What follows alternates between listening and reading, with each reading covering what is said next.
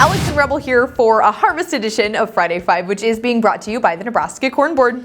The Rural Radio Network spans across the entire state of Nebraska, and we're going to check in with 5 of our farm broadcasters to see how harvest is going in their neck of the woods. We'll first head out to western Nebraska to check in with Chabella Huseman. So give us a picture of what harvest looks like in the Panhandle, because you guys are producing a couple different crops than what the rest of the state produces. Yes, I'm out here in the Beet Harvest area. All the trucks are behind me, and the factory's running. They've been running since September, and we'll start their regular harvest on October 6th. That's when this whole entire, you can't see it, but it's like this whole entire area will be filled with beets. So yeah, they keep coming day and night, just rolling through. They hope to be done. Harvest is actually early this year, so there we go. All right, thanks so much, Chabella, for the update. Now let's check in with our market anchor, Clay Patton. Clay is in the south central part of the state. What does harvest look like your way? Well, Rebel, as you can see behind me, there's even starting some irrigated corn coming out of the ground. A lot of the dry land has already been taken out as wet corn early on. Of course, dry land beans are coming out fairly well and quick as also. Now, just across from me, actually, a nice little cover crop going in. I don't know if you guys can see that.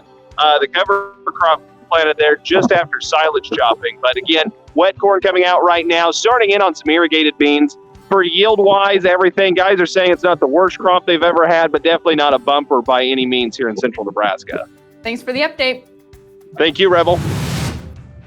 All right, now let's go eastbound and down. We're going to check in with Shaylee Peters. Shaylee, you've been visiting with a grower this year who's experimenting with some new practices. Tell us a little bit about that and give us an update on harvest.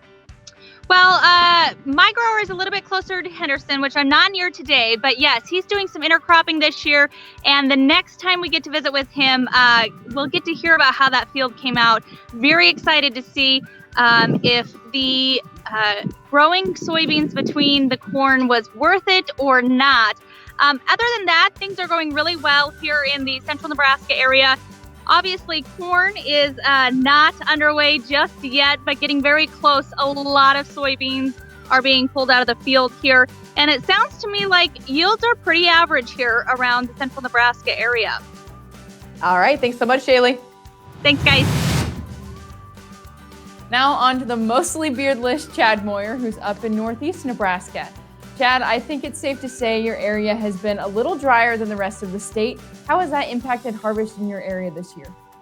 Well, one thing that we've noticed, especially with the soybean harvest so far, is there are a lot of areas that are that haven't been harvested yet. Maybe a majority of the field, 75-80% of the soybeans are harvested, but based on soil type, maybe the moisture held on in the stems and the leaves, and producers haven't been able to finish off that field just quite yet.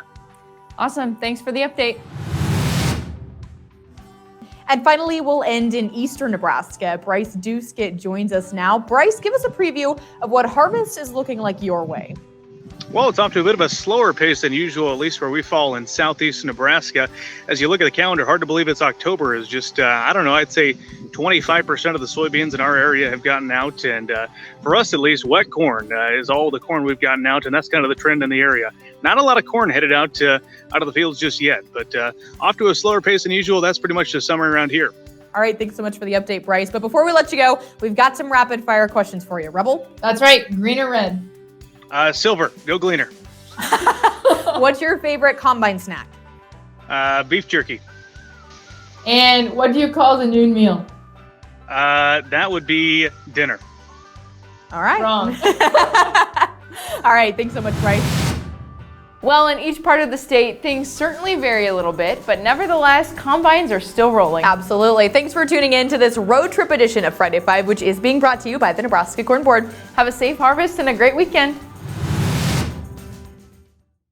You already know that choosing higher blends of clean-burning ethanol at the pump can reduce risk to human health. Well, during October, choosing blends of unleaded 88, or E15 all the way to E85 can actually help fuel a cure for breast cancer. Because for every gallon you buy, your participating retailer will contribute 3 cents per gallon to breast cancer research at the Fred and Pamela Buffett Cancer Center. Visit fueledbynebraska.com to find a participating ethanol retailer near you. That's fueledbynebraska.com.